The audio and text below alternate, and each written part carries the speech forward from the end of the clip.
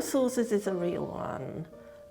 And I think both Iranians and non-Iranians working on Iranian histories have found different ways of dealing with this. But although they're few, they do exist. And I think the search for them is something that we're really only beginning to do comprehensively now.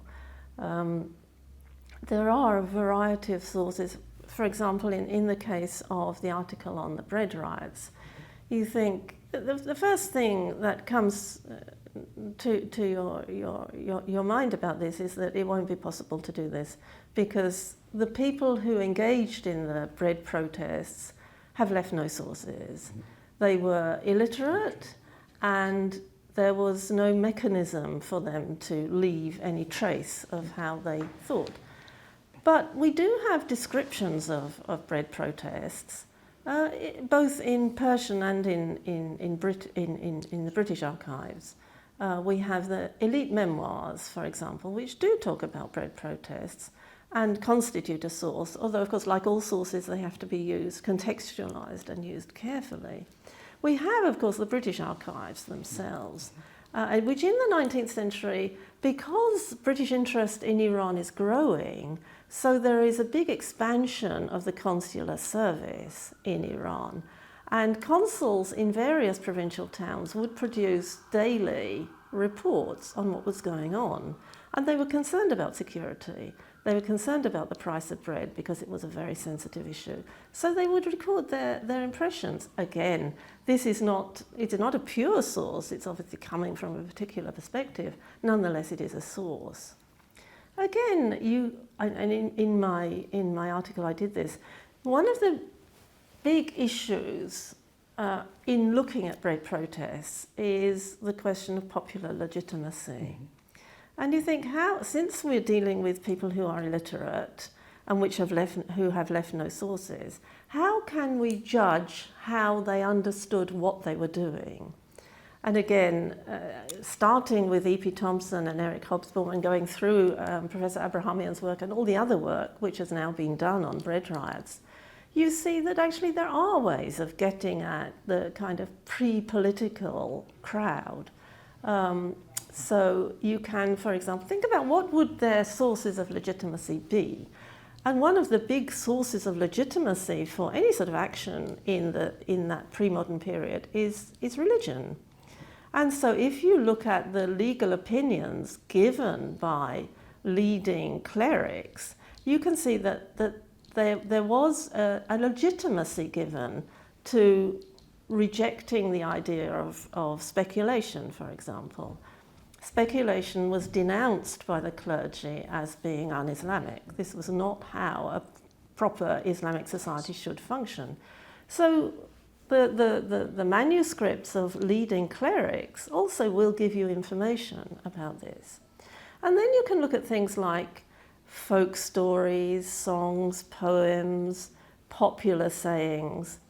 And they also give legitimacy to this idea that people are entitled to their daily bread. This notion of your daily bread is so inherent to almost every culture around the world. And there are proverbs about it. And there is also the Mirror for Princes literature from the medieval period, which again, if you look at the Siyasatnameh of Nizam al-Mulk, there's a little vignette, a story in there, which legitimizes action if the prince is not behaving as he should. So this idea of legitimacy is kind of double-edged. The population must be obedient and pay their taxes, but the prince also has a responsibility to make sure that people have food. And if he doesn't do that, then he loses his legitimacy.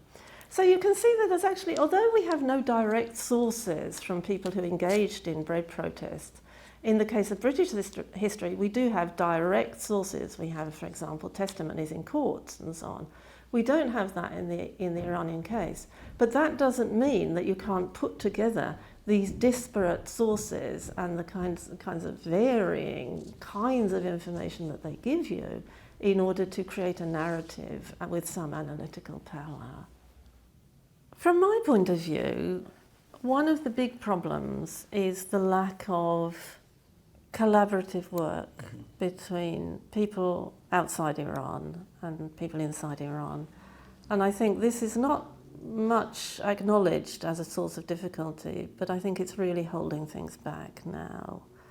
It's impossible. As we know, many Iranian academics can't go to Iran, and no one can come here, really.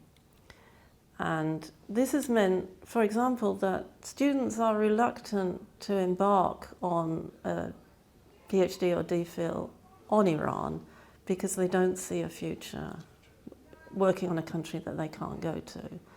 And even in my case, as I've just described, you know, it's sort of coming up to 4 decades of work, 3 short trips to the country.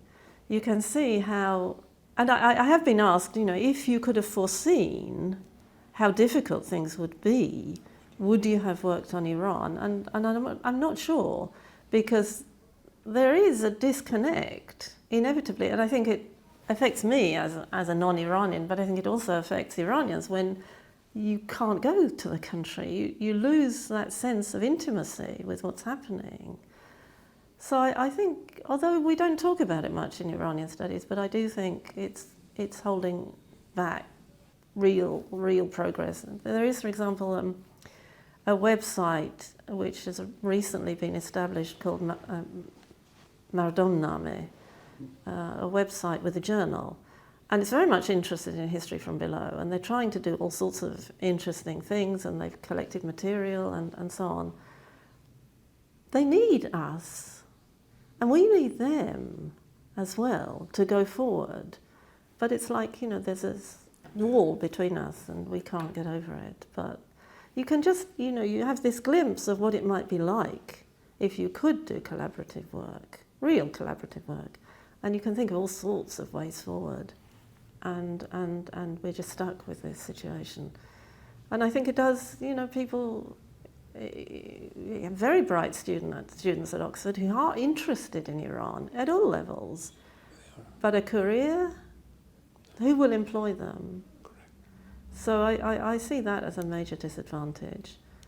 And it, you know, having, you know, there are conferences, the Iranian Studies next year is in Mexico, and we've just had the Association of Persian Studies in Armenia, and all this is very, very well and good, but it's not like having the conference in Iran itself. Correct. So I think this is, I suppose, my main, the thing that, which I think is, it's a big disadvantage from an intellectual and academic point of view, but it's also very sad.